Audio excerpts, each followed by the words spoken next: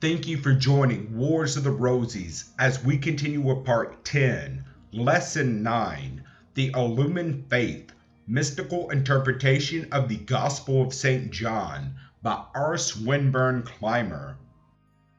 Lesson 9, He who has not been reborn, that is, he who has not attained regeneration or illumination, cannot know God. St. John chapter 3, verses 1 through 8. 1. There was a man of the Pharisees, named Nicodemus, a ruler of the Jews. Throughout the Old and the New Testament, great care is given in giving the names of all those who took part in the divine drama. This is because in Oriental Poetry or Symbolism, every name had a special meaning, and when understood, this hidden meaning connects the entire drama. Nicodemus means a man of innocence or free from guilty actions, and the account fully carries out this idea. 2. The same came to Jesus by night and said unto him, Rabbi, we know that thou art a teacher come from God, for no man can do these miracles that thou doest, except God be with him. 3. Jesus answered and said unto him, Verily, verily, I say unto thee, except a man be born again, he cannot see the kingdom of God. This is identical with his other sayings, except ye be converted, and become as little children, ye cannot enter into the kingdom of heaven.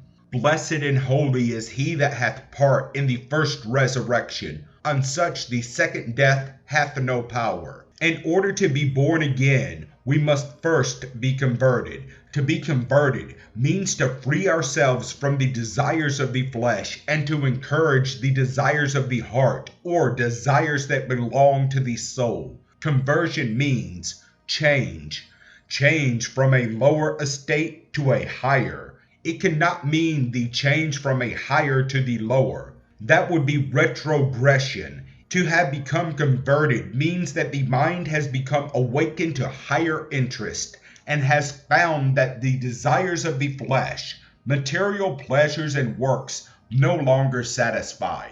To become converted means to seek after the truth that will satisfy the soul, to have found the way, the truth, and the life, by which one may intelligently use the mental powers for the higher work, that of regeneration or soul building, means conversion.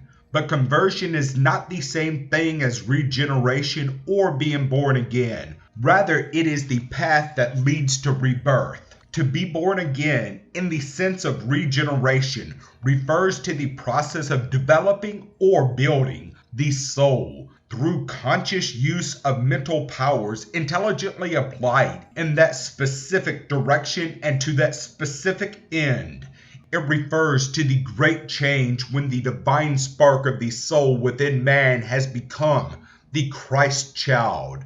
When illumination of the soul has taken place, this is being born again, for it is given birth to consciousness of soul or of the Christ. Distinct emphasis must be placed on the fact that this does not mean giving birth to the soul, for the divine spark or soul germ has always been within man's nature, though in an inert or sleeping state. The new birth is the awakening of the soul into consciousness as an entity. It is the ascent of the individual consciousness from the plane of mind and mentally to the higher plane of soul and solarity. It is the process of developing the soul atom from the negative, dormant potential state into an active, dynamic state of individualized consciousness. For I am the resurrection and the life. Rebirth, or birth of soul consciousness, is to be identified with the resurrection and the life. It is a resurrection from the condition of death and inertness to newness of life. The soul, thus brought to newness of life, lives after everything else that pertains to man's existence has returned to their primitive elements. No one can see the kingdom of God, nor know of it, nor realize where it is unless birth of soul consciousness has taken place. 4.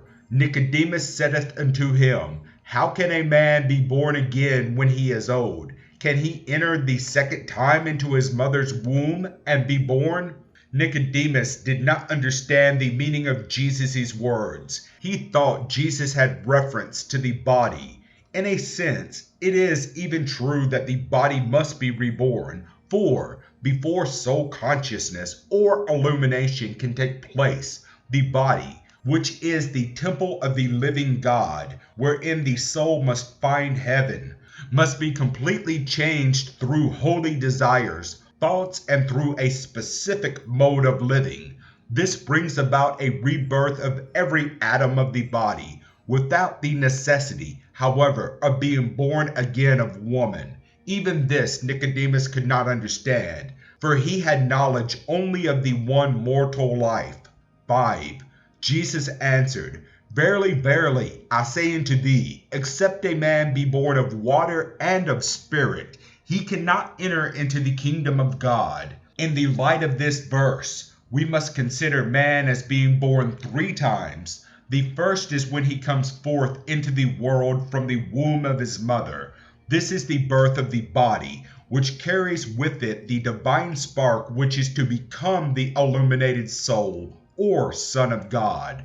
The second birth, or that of water, is consummated when the mind awakens to the fact that it is not all of earth to live, and seeks for better things than the mere gratification of the material being or the senses. When man awakens to the conviction that his mental faculties, his creative forces, are given him for the specific purpose of cultivating the solar nature of his own being, when he accepts this as the higher function of mind and mental powers, and when he deliberately, consciously, intelligently sets about the great work of directing his mental faculties in channels of solar culture and growth, this experience and settled purpose and clear conviction is what is meant by the second birth, or birth of water. This experience is elsewhere called mind awakening. In other words, when man has a clear vision of the wonderful possibilities of his own mental, creative faculties specifically directed towards internal development or soul building, it is said that his mind has become the awakened or the illumined mind. The third, the real birth, that of the soul, is consummated when the great work of cultivating the solar nature, which the mind has previously accepted and entered upon, has been accomplished through mental activities, definitely and clearly directed.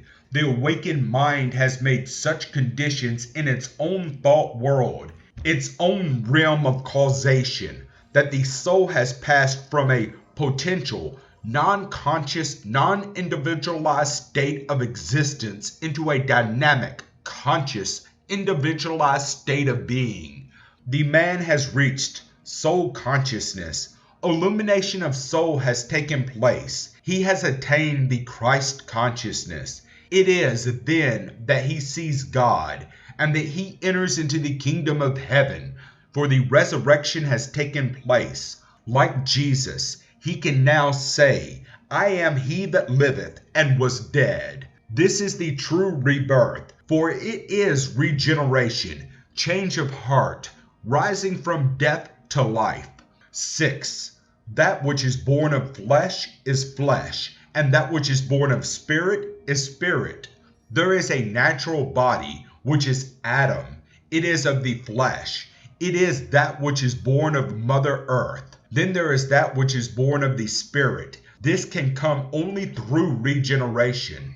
In germ, it comes from the Father, originally as a divine spark. It is enveloped in the Spirit, which also comes from the Father. Now, it is required of man to free this divine spark, or soul germ, from its envelope, as the butterfly is set free from the cocoon, or as the plantlet is set free from the outer shell of the seed. This is that which is born of the Spirit, for it has been carried by the Spirit. It is this divine spark from the Father which is sown in the natural body, through the activities of the awakened mind, from the spiritual body in which it has been enveloped in the chrysalis state, as it were.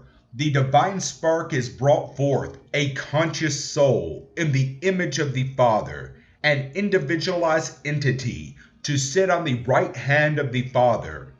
7. Marvel not that I say unto thee, ye must be born again. Thank you for watching, and please don't forget to share, like, subscribe, and comment. And if you can, please consider donating to Wars of the Rosies. Links to PayPal and Patreon are in the description. Thank you so very much.